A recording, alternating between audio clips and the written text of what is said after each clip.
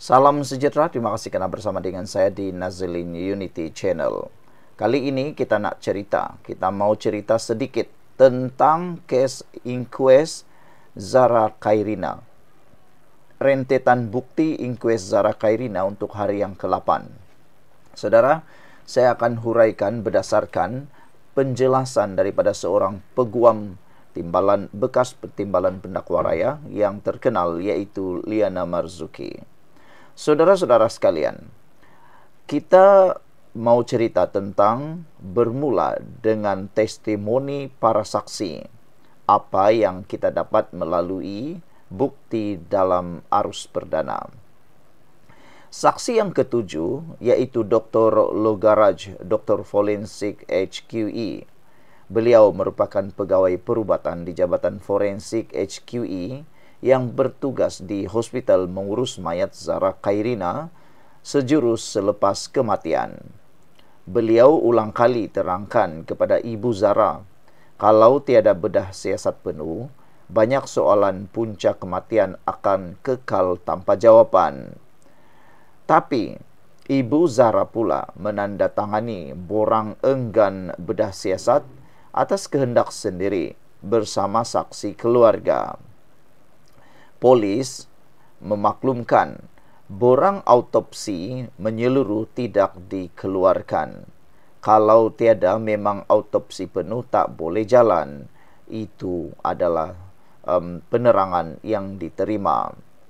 Tanpa autopsi menyeluruh, hospital hanya keluarkan sijil kematian klinikal, kecederaan otak traumatik teruk, dan kerosakan akibat kurang oksigen. Apa jigsaw yang berkait dalam keterangan ini? Ingat lagikah Anda testimoni saksi pertama, seorang patologis yaitu Dr. Jesse Hui. Beliau yang buat postmortem menyeluruh pada arwah. Selepas kubur Zara digali semula, dapatan dia sama, punca kematian kecederaan serius di otak. Keengganan Ibu Zara untuk buat postmortem telah pun direkodkan. Ini perlu didukung lagi oleh saksi lain atau dijawab sendiri ketika testimoni ibu nanti. Setakat ini, peguam Zara turut menyoal yang mengatakan dokter sebenarnya tidak pernah berjumpa dan berbincang dengan ibu mengenainya. Ini disangkal oleh dokter. Sebelum kita teruskan ulasan ini, jangan lupa tinggalkan komen Anda dengan tanda pagar Justice for Zara. Sebelum itu, izinkan dulu saya kongsikan kepada Anda semua, ini ialah terapi imun transfer factor for life. Terapi imun yang meningkatkan daya imun badan kita sehingga 400% secara umum dan ringkasnya. Apabila imun badan kita lemah, apabila imun badan kita bodoh, apabila imun badan kita tidak seimbang, kita kena penyakit dan tidak sembuh daripada penyakit. Tetapi apabila imun badan kita jadi kuat, bijaksana, dan seimbang, kita sembuh daripada semua jenis penyakit. Terapi imun ini mengajar, mendidik, dan menguatkan imun badan kita. Cepat dapatkannya melalui nombor telepon saya yang tertera. Produk ini lulus KKM, halal, dan diperakui oleh dokter-dokter di seluruh dunia. Mungkin ini adalah jawaban yang Tuhan hantar untuk masalah kesehatan Anda. Cepat dapatkannya sebelum Anda terlambat. Saudara-saudara sekalian, saksi ke-8 pula memberi kenyataan. Beliau adalah seorang ketua warden asrama dan beliau adalah Ustaz Azhari. Beliau merupakan ketua warden dan juga merupakan guru bahasa Arab. Kata ketua warden ini, Zara tidak pernah buat aduan rasmi tentang buli sepanjang di asrama. Melalui keterangan bertulis 5 pelajar yang dibaca ketua warden ini pada malam kejadian, Zara dituduh curi pin jalur gemilang milik ketua dom. Dia menangis, marah, menjerit, "Saya tidak curi." Kemudian Zara masuk tandas. Itu kali terakhir dia dilihat hidup. Selepas itu, Zara ditemui terbaring, berdarah di tengkuk di depan asrama, masih bernafas seperti snoring. Azhari menghubungi nombor 991 pada jam 3.17 pagi dan 3.47 pagi. Dia juga yang dapatkan barang bukti, yaitu diary dan tulisan tangan, dan menyerahkannya kepada polis. Pada 16 Julai, 2 diary hijau dan ungu ditemui Guru Gloria, menyerahkan kepada Azhari. Pada 17 Julai, 1 diary coklat, 1 buku latihan, ditemui semasa ibu ambil barang dan menyerahkan kepada warden. Pada 18 Julai, semua buku dan diary diserah Azhari kepada polis. Pada 19 Julai, 15 helai tulisan tangan ditemui dalam rak kelas. Serah Azhari diserah kepada Azhari dan Azhari serahkan kepada polis. Dia juga katanya dia tahu mengenai diary ini ketika dia di hospital apabila ibu Zara bertanya mengenainya dan katakan Zara suka menulis. Minta diary diserahkan kepada ibu, namun beliau serahkan kepada pihak polis. Apa jigsaw puzzle yang berkait? Ingat lagi kah? Testimoni Mark Gad. Yang dia dengar ialah ada kecurian duit RM300 milik kawan baik, bukan pin lencana milik ketua DOM.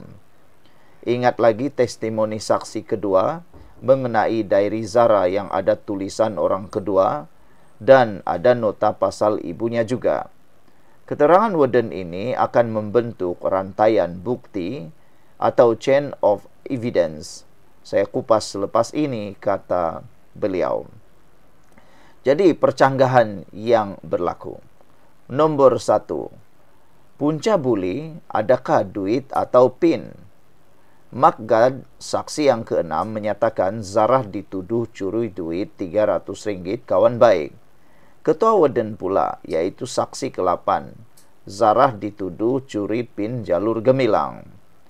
Versi bercanggah, mana yang benar hanya boleh dipastikan oleh saksi kanak-kanak yang ada malam itu. Saksi ini akan dipanggil lanjut. Dalam undang-undang, apabila ada percanggahan, nilai bukti jadi lemah. Namun, corak tetap sama.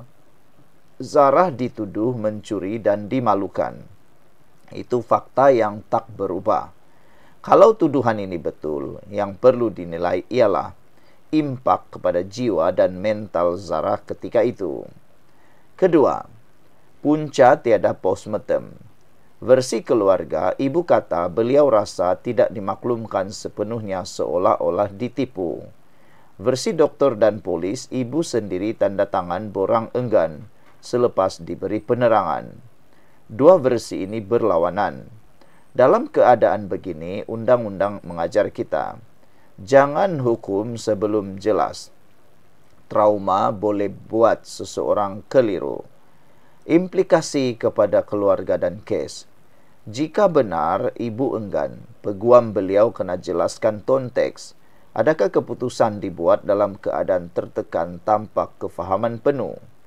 Jika benar ada kegagalan komunikasi dari polis atau hospital, itu pula tak boleh jadi punca menyalahkan ibu. Tapi ia cabaran besar untuk peguam apabila berhujah di mahkamah nanti, yaitu lindungi ibu daripada disangsi. Seterusnya, rantaian bukti.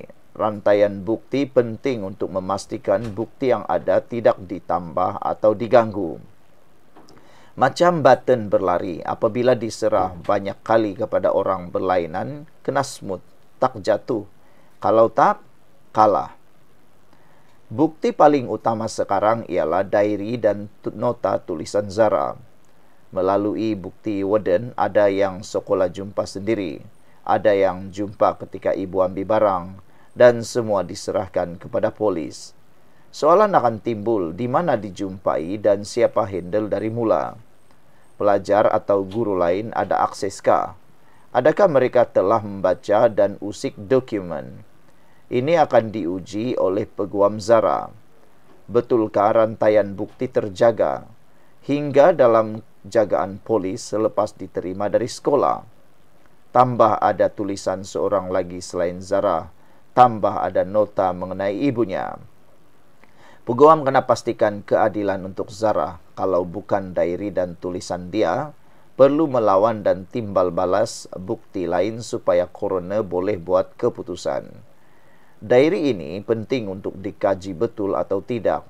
Ia boleh memberi jawapan kepada mental dan jiwa Zara sebelum kejadian. Boleh juga diguna untuk tujuan menolak teori bunuh diri, kiranya tiada nota terakhir atau catatan terakhir. Apa yang kita belajar?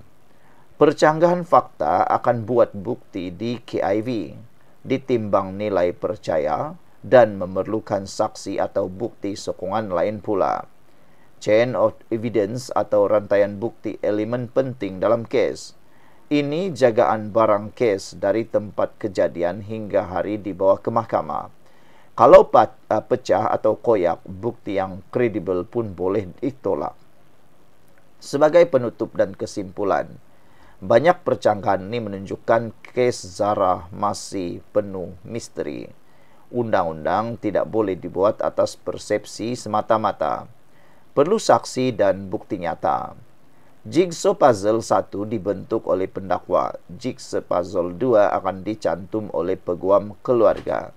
Dan kita kena percaya mereka akan buat sehabis baik untuk mangsa. Kena ingat, kes Adib dan Faris, coroner putuskan naratif berlainan dari apa yang disajikan pada mulanya.